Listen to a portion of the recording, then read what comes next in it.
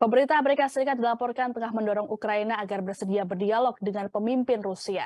Tidak hanya itu, Amerika Serikat juga mendesak pejabat Ukraina agar mencabut pernyataan mereka soal penolakan perundingan apabila Vladimir Putin belum dilengsarkan. Disebutkan bahwa keputusan yang dibuat oleh pemerintah Biden tersebut tidak ditujukan untuk mendorong Ukraina ke meja perundingan, melainkan untuk memastikan Kiev mempertahankan dukungan dari negara-negara lain. Di samping itu, para pejabat Amerika Serikat menilai perang yang berkepanjangan akan membuat harga pangan semakin mahal dan juga disertai dengan lonjakan harga energi. Meski begitu, Dewan Keamanan Nasional Gedung Putih tak memberikan komentarnya saat dikonfirmasi soal kabar ini. Sementara itu, juru bicara Departemen Luar Negeri mengatakan bahwa apabila Rusia siap untuk bernegosiasi, maka mereka harus menghentikan serangan serta menarik pasukan dari Ukraina. Disebutkan olehnya, saat ini Kremlin menunjukkan keengganannya secara serius untuk terlibat negosiasi. Bahkan sebaliknya, Moskow terus melancarkan serangan ke Kiev.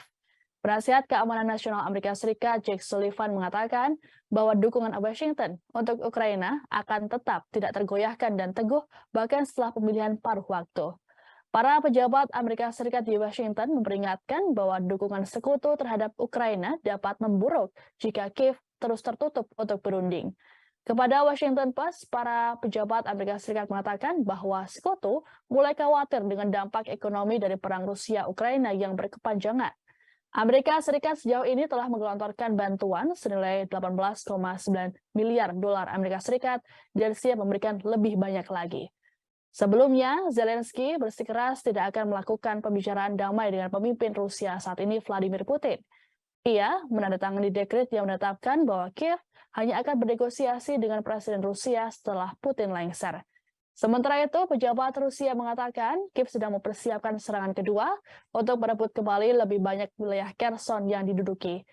Kherson memiliki nilai simbolis dan logistik yang sangat besar bagi Ukraina karena Rusia ingin daerah itu menjadi jalur pasokan air ke Crimea serta jembatan darat ke Rusia.